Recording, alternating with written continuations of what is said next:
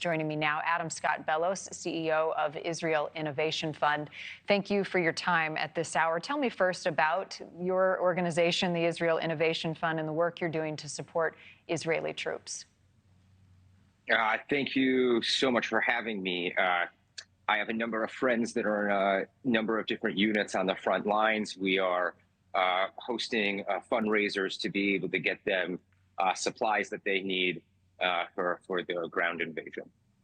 Got it. You served in the IDF and you now call Israel home. How difficult has it been for you to see and also hear such a deep divide globally over how Israel has responded to Hamas?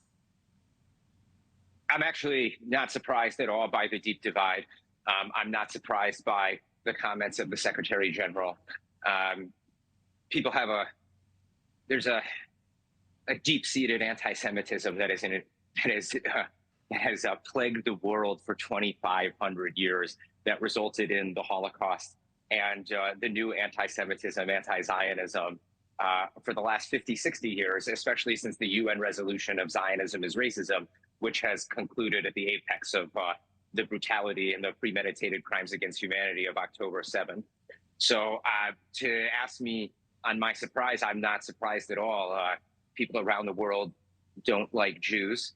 There has been an anti-Semitism problem globally, especially brewing from the far right and the far left over the last 10 years, specifically galvanized by the boycott, divestment, sanction movement on the left.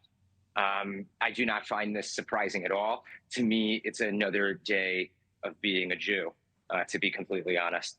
Right. Not surprising and difficult at the same time, given what we're seeing. Difficult. Go ahead. Difficult, yes, but it's not a surprise. This is a challenge that we've had for the last 75 years with the creation of the State of Israel. It's not like the UN has done anything to improve the lives of Palestinians.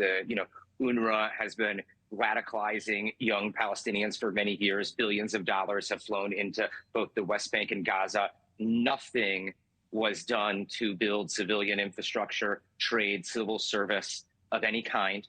Okay, we're talking about you were mentioning the humanitarian crisis in Gaza. Why was Hamas blocking humanitarian aid from Egypt for the first 2 weeks?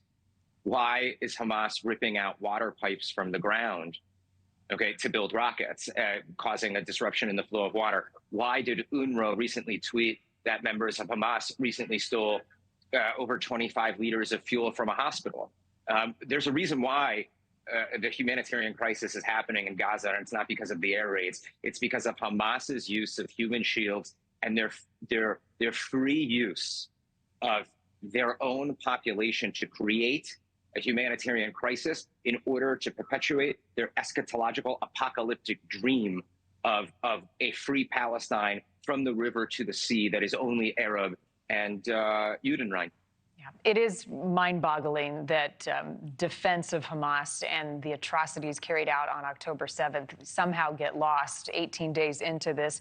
I know part of your mission is to energize the younger generation of Jews, not just in Israel, but across the world. What has been your message to them in the face of such evil, darkness, and violence? My message, I actually just spoke to a young group of college students at the University of Arizona on Monday night, 150 of them from the Sigma Alpha Mu fraternity that's actually predominantly not Jewish. And my message to them was to stand tall, to walk with pride, to not let them see you sweat, and to embrace their culture and their identity and to defend themselves. The one thing that anti-Semites are afraid of are strong Jews. And the fact is that if you know the world isn't going to come to your aid, then you better help yourself. And finally, on that final point that you made, the world coming to the aid of Israel, the United States has asked for more to join and stand beside Israel. Are you optimistic that that will happen and that you will have more allies than the superpower of the U.S.? I believe we'll have more allies than the superpowers of the U.S. Obviously, NATO. Obviously, the countries of the Abraham Accords. I mean, the Abraham Accords was created to become like a new NATO in the Middle East, especially in opposition to the Iranian bloc of China, Russia, Iran. So I am optimistic that more Western countries will join us. Countries in South America, not necessarily sure. Certain countries in Europe, not 100% sure.